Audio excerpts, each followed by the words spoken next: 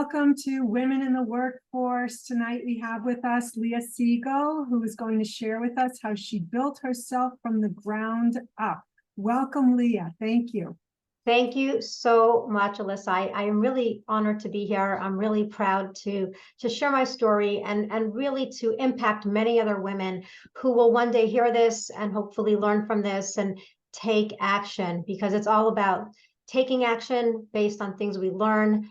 I always like to share my story before I go into some of the specifics. And my story is basically, I didn't grow up around any conversations around finance. It was never a topic that was a comfortable one for me. I got married at a very young age, and before I was 30, I had 4 children and never had to think about the financial household, and just kind of was that stay-at-home mom, worked a little bit at a preschool, became a massage therapist, more for fun than for the money. But then in my early 30s, I found myself a single mom and struggling to make ends meet, and had to get my first real job. And that was actually in a library. I became a school librarian, and I loved it. And I loved the teachers and the staff, the students and the parent body. But what I didn't love was the paycheck. I was constantly struggling paycheck to paycheck, always having to tell my kids, no, we can't afford that. It was really uncomfortable. And then worse than that, I was building a ton of credit card debt, and I wasn't saving. And how long could that last, right? But I kept doing that for many years until I hit rock bottom and found myself moving multiple times just to keep up with rent. And I said, this isn't working. How does everyone else seem to figure it out? And I went and spoke to a friend who really pointed me in the right direction to find a mentor to kind of help me just learn about money. It's all about education. It's all about financial literacy. So I sat with someone, and I thought I'm just going to go and, get my money in order. But it was more than that. It was a deeper conversation. It was into the psychological habits and the conversations that we're used to having and the mindsets around money that I really had to work on. But I needed someone to hold my hand and hold me accountable. I needed someone to set some goals with that were attainable and not to the moon that seemed like that I'm never going to accomplish. And what I realized is that anyone can learn this. Anyone can become debt-free and financially independent with the right coaching and the right tools and the right decisions. So I'm going to dive right into, a little bit about that. I'm going to share my screen. I hope I have the power to do that. I do. Wonderful. So I'm going to go into a little bit of a presentation. If you're watching this, take some notes, right? You might have some questions that you want to learn more about specifically. So again, my name is Leah Siegel. I'm actually located in California, and about 40 minutes north of Los Angeles, for those of you who've ever been to California before. And like I shared, now I'm actually a grandmother of 2 grandsons and 1 on the way. And my life has a different picture completely. I'm remarried, and I just was able to build a life that works for me and design something that really suits my liking, my schedule, my calendar, my freedom of time and freedom of finance as well. So there's hope, okay? What led me to learn this was more of a desperation, and what keeps me here is an inspiration. I want to inspire other people to take control of their money situation. So let's talk about personal responsibility, right? A lot of people heard about this 3-legged stool that consists of 3 things: pensions, Social Security, and personal savings. And when I look at these legs, these 3 legs, I could tell you that a lot of us have questions around Social Security. Will it be around when we need it? What will I really be getting? When should I start taking it? There's so much to learn about it, but it's going to be depleted at some point. Most people who are getting it today, right? They put into it a long time ago. We're putting into it today, not for us, but for people who are using it right now. So we really have to be mindful not to rely on Social Security. What about pensions? They're kind of obsolete. Very few people have them. They're not offering them anymore. So really it's up to us. Number 3, that personal savings. Are we going to take control and make sure that we're saving? The 2 ways to save best are 2 things that I keep in mind. Number 1, it needs to be automatic. Like any other bill you pay automatically, your phone bill, your car bill, anything that comes out of your account automatically, your savings needs to be just like that, automatic. And the second one is consistent. It needs to be with every single time you get a paycheck. You can't just wait. Sometimes I'll save. It's really paying yourself first. You are your most important bill. Okay. So no one's ever going to knock on your door and saying, you didn't save. Why not? Right. But they will tell you when you're late for your mortgage. Is that right? So we have to make that a saving habit and build that saving muscle. Otherwise, it's going to be very challenging to retire. I like to talk about women who have different personalities, right? So what we're going to talk about today is, giving yourself time to reflect, right? So sometimes there's a big responsibility, but sometimes that comes later in life. Sometimes an event happens and now suddenly we're in the driver's seat. Suddenly we got to make that decision. So let's talk about what these times are, what comes up, right? Women are making less than men generally, right? This is not for everybody, but generally in the workforce, women are being offered less of a salary, right? We are the ones who take off work when somebody is sick, whether it's children, whether it's our parents. Women tend to be that caretaker. So there's more interruptions. Maybe we're the one having the baby. So we're taking that maternity leave, right? We're very careful how we invest. Maybe we don't know much about it. Maybe we're afraid of the market loss. So we're more conservative than men are. And generally, we're saving less than men are generally. And again, these are not for everyone, but generally speaking, we live longer than men. We outlive our spouses. We need money for many more years than men do. So that is why women really need to take control and start looking and going, what do I need to learn? How can I better, prepare myself? So, and we do rely more on Social Security than anybody else does. So we have to remember that, and we have to go in eyes wide open. Okay. So let's look at some of the evolving roles, right? So let's talk about women that spend retirement alone due to outliving their spouse. That's 40% of women, right? 90% of women will end up managing their finances on their own, but they may not have a background or an education. So that's why we have to start that even before we become the one making these decisions. Single moms are the fastest growing demographic. And so I'm falling behind the poverty line. I was one of those single moms, and it was really, really stressful, but I realized we can change that. It comes from a decision to learn and to take action. I always love looking at these and trying to fit myself into one of the boxes, or maybe I'm in all of the boxes, but generally there's 5 financial personalities when it comes to money. And I'm curious where you see yourself, right? There's the initiator, the analyzer, collaborator, avoider, dreamer. Let's dive into some of these and what they look like, right? You might be someone who is a financial initiator if you're someone who is always empowered and optimistic around money. Maybe you have goals. Maybe you actually sat down and wrote them out, maybe with your spouse, maybe on your own, but you're very clear on what you want, right? You took initiative to work with a professional. Maybe you're someone who already has everything in order, right? That might be you. That might mean you're an initiator, right? And there's always more to learn. An analyzer might be someone who has a good understanding of household finance. You know what's coming in, you know what's going out. You take time to research, you're looking at what the options are, you're making the phone call, you're going online, you're searching, right? You're hungry, you're comparing, you're an avid saver. Maybe you're that coupon person, right? Who's always gathering sales and looking online for deals. You're very conscious around it, right? You've worked with someone in the past, maybe helping you personally or your family. Collaborators are more, you're in a healthy relationship. It's not just someone else's responsibility and you're taking that back seat. You're more together in conversations. There's stability. You're both making decisions. You hear each other out. There's an equal opportunity. You have a partnership, right?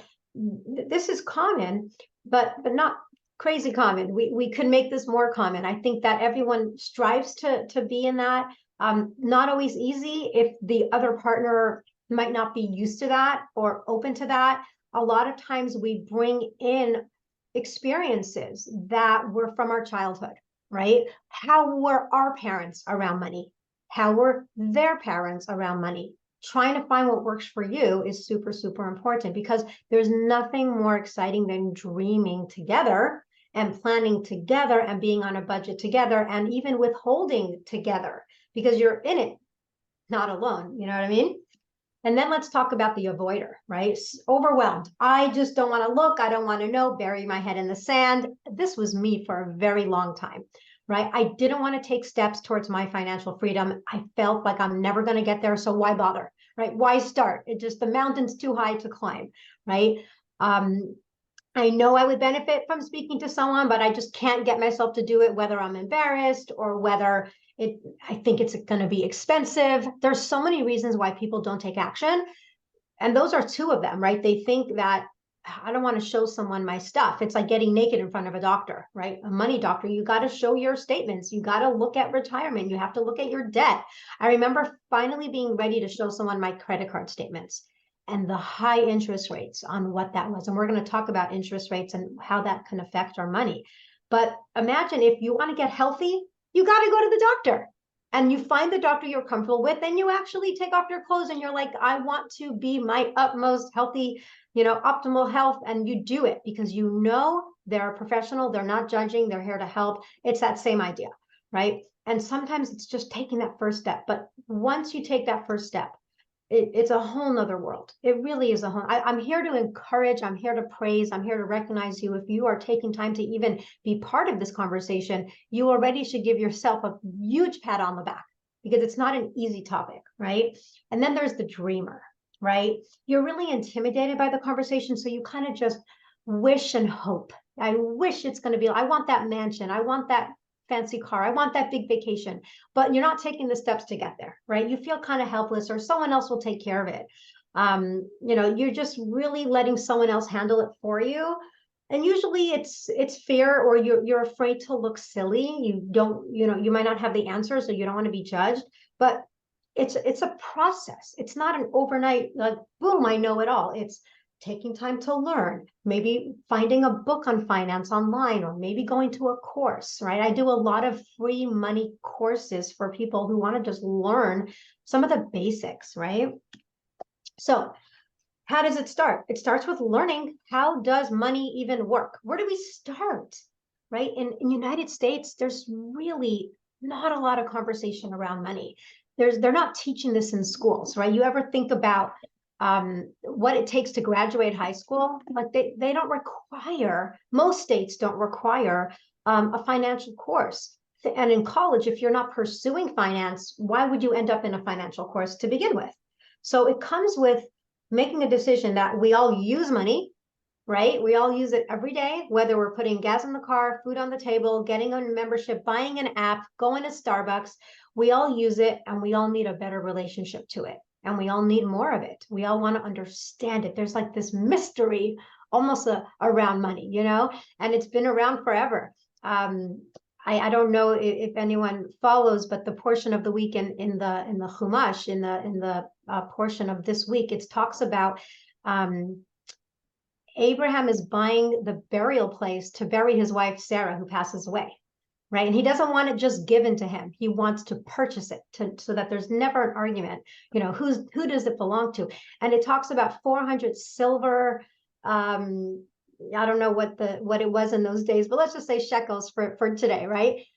I mean, we had to have money at every point in our life. You had to purchase things. It talks about how he's leaving his son Isaac his inheritance. There's always been this mystery around money and inheritance and wealth transfer, right? And rights to money and passing it down from generation to generation. It's been here forever. So we need to wake up and go, okay, how does that apply to me? How do I bury someone I love? Am I prepared to bury someone I love? What is that going to cost? What does that look like, right? Final arrangements. There's so much to this conversation. Sorry, I had to add that because I literally was reading that this morning and I was going, this is wild, because we do this every single day, right? We work with money. So let's talk about, how do we know what a healthy money situation looks like? I like to call it the 6 pillars. Just like the doctor analogy, right? The comparison of having a holistic approach. You're not just going to have your doctor check one organ to make sure you're healthy. They want all organs working together to make sure you're healthy. It's the same with money. We need to have everything working together in harmony. So what are these 6 pillars that give us financial strength? Number 1, increasing cash flow, right? We want to also understand just our budget. When was the last time you sat down and managed every single penny, what's going out, every single penny that's coming in? Really understanding, am I spending more than I'm making? Do I need to increase my cash flow because there's no room to go lower and actually decrease my spending? this is something you can do together with your spouse, or if you don't have a significant other, you could do it with yourself. Go through the last 3 months, look at your spending habits. Number two, managing debt. There's good debt and there's bad debt. I know that sounds like an oxymoron. What would be a good debt, right? But having a mortgage where you're building equity, right? Or you're putting money towards your education, right? But then again, in America today, you have families that are struggling. They have average family, 8 credit cards, high interest rates. They don't know how they're going to come out of that. They're drowning in debt. They can't think about saving until they become debt free, right?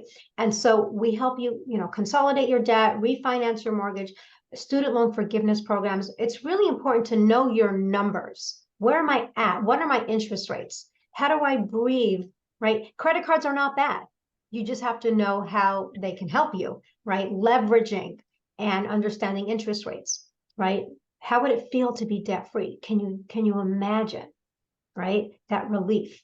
Number 3, emergency fund, having a cushion in case of a job interruption or a surprise bill.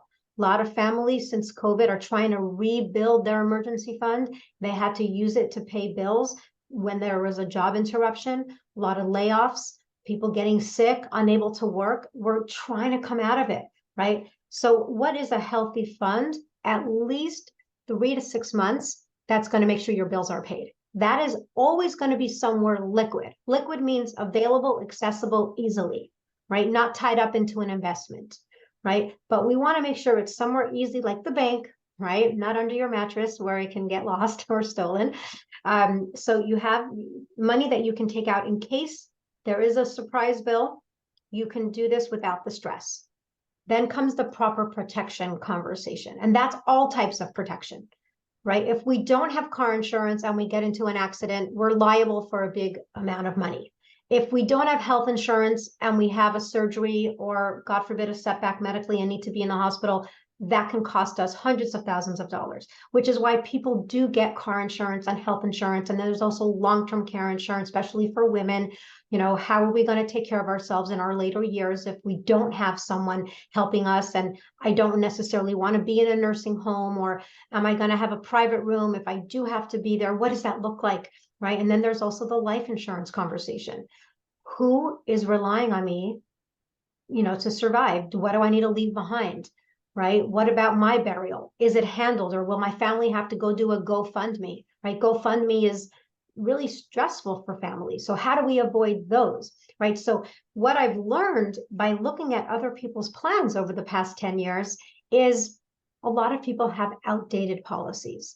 Think of it like a flip phone versus a smartphone, right? A flip phone used to be, we all had them, right? You have to text. Sometimes you have to push 3 or buttons to get the right letter to send the text. It's kind of like the dinosaur age. But then comes the smartphone, which can do so many things, right? My phone here can send emails, take pictures. There's many things my phone can do. Life insurance is the same way. You can have bells and whistles and multi-functions on a life insurance policy. It's not just for death. A lot of people feel that it's, and we'll talk actually more about that, what that looks like.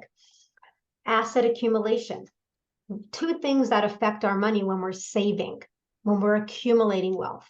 Number 1, in inflation, right? Inflation, we're not going to look at the past couple of years where it's been above 5%, even sometimes above 7%, but an average year, let's just say 3%. If your investments are not outpacing inflation rates, you're losing money, right? Your money is not growing. It's just lazy, sleeping, right? We need to be aware of what's the inflation rate, what are my investments earning me?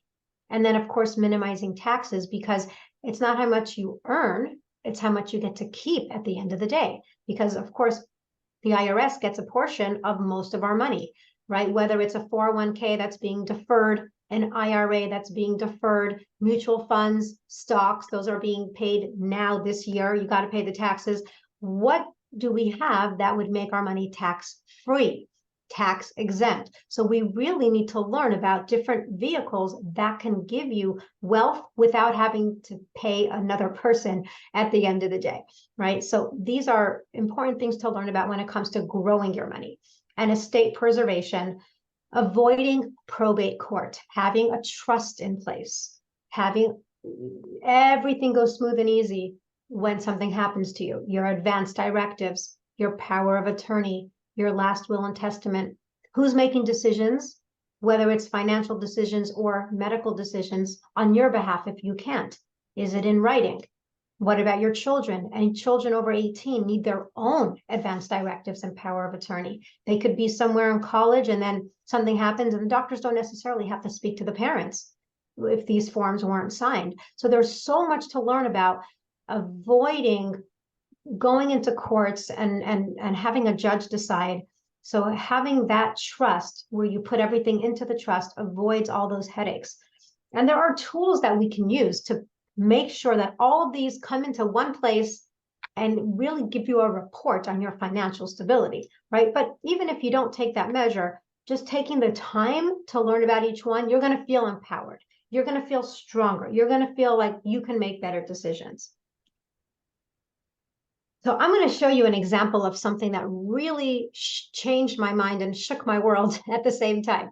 It's talking about compound interest. What we want to learn about is how do we double our money? How do we make our money work for us, right? We all know how to work for money, but how do we get our money to work for us in our sleep? So this is called the rule of 72. You may have heard of the rule of 72. It's basically how fast will my money double? So let's take a look at how it works. If you want to know how long it's going to take your money to double, you divide the interest rate of where your money is into the number 72, and that will tell you how long. So let's say a 29-year-old is going to invest $10,000 in a 1% vehicle. This could be like the bank. Let's just say the bank. So they put their $10,000 there.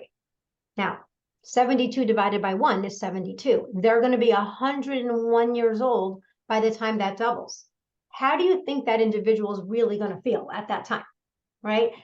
It's a joke if they're even around to enjoy that, right? Let's look at a 4% rate of return. 72 divided by 4 is 18. Now your money is going to double every 18 years, right? At 47, you'll have 20,000. That 20 doubles to 40,000 at age 65. Let's look at a 6% rate of return. And it's just a difference of 2%, but it's a difference of $40,000 in retirement. We need to pay attention to where we are putting our money because 72 divided by 6 is 12. So you're going to have that extra fourth double because you paid attention to where you're investing. And of course, my favorite is the 10%. It's going to double every 7.2 years. And I always ask people, would you rather have 80,000 at retirement or 320,000 at retirement, right? What's the difference? These people are traveling the world. They have their passports ready. They are dreaming about all the places they're going to go to. And these people are making microwave popcorn to sit on the couch and watch the travel station. And they can't actually take the travel, so we got to get in the know. Now, here's what's alarming. Interest rates can be off the charts here when it comes to debt. My highest interest rate in my credit card when I first started learning about this 10 years ago was a 29% on my Visa card, which meant my debt was doubling every 2 years. And I had no idea because in my world, I was paying the minimum payment and they loved me and they trusted me to keep spending. Of course they were. They were getting so much more money than I even spent. So we have to be in the know of how this works for us or against us, right? Because it's going to work, but we need to be on the better end of it, right? So how do I get my debt down here and my savings here? And that's what I love to help people do. So I also like to ask people, how do you like to grow your money? Most people know about this. They know about the fixed way to grow your money. That's like having money in the bank or maybe a CD where you get this promise. The institution says, okay, I'm going to give you 2% rate of return on your money. And it's a guarantee. So your money is growing, but very slow, very, very slow. Then people also know about variable accounts where your money can fluctuate. It goes up and down, up and down. It kind of looks like a heart attack waiting to happen, but your money can lose value when you're in the market, right? Mutual funds and stocks, those are things that a lot of people avoid. They're afraid. But what if I told you you could have something that's going to give you the upside of the market without the downside of the market? And what do I mean by that? There are accounts that are called indexed account because your money is not in the market, it mirrors the market. So it can mirror the index like an S&P 500 or the NASDAQ or the Dow Jones or even a global like the Hang Seng. And what it will do is it will watch the market. And when the market's doing well, your money is going to go up. But when the market crashes, you see that going down, all these crashes, instead of your money crashing, you're just going to plateau. They're going to lock in the gain, whatever you already gained, they're going to lock it in. And you will just not gain, but you will never lose. So you wait out the market crash. Then the market goes up again. So does your money. When the market crashes again, which it always does, they will lock in the gain, right? So these are insurance companies that put insurance on your retirement. Very important to learn more about these. It's like a step up. You can only gain, you could never lose. So you want to ask yourself, where do I save? Do I have money in all three of these? Am I missing one component? It's important to have access to things that are going to grow your money based on your personality and what you can tolerate as far as loss goes. Dollar cost averaging. I'm not going to get into the dollar cost averaging today because that's more of a longer conversation. And if you want to learn more about that, you can get my information from Alyssa. But let me just pass through this. I want to talk about procrastination. A lot of people tend to postpone making money decisions. I was one of those. I kept waiting for the perfect time when this is going to align and the moon and the sun, right? But really, it's about taking action. So let's talk about two brothers, person A and person B. They're both working. They both want to start saving in a Roth IRA, which is a wonderful instrument to help with retirement that's exempt from taxes. Okay, we can always learn more about the Roth another time. But person A decides to take action and he starts saving $5,000 a year in his Roth. He tries to get his brother to do the same thing. His brother's not ready. His brother says, well, I want to do some renovations on the house, or I want to wait till I make more money, or I have a baby on the way, or what, fill in the blank of whatever excuses we do use to not save. But 2 years later, his brother wakes up and says, I'm ready. I want to do it. So let's talk about person A. Person A, after saving for 40 years, has $2.6 million saved in their Roth IRA.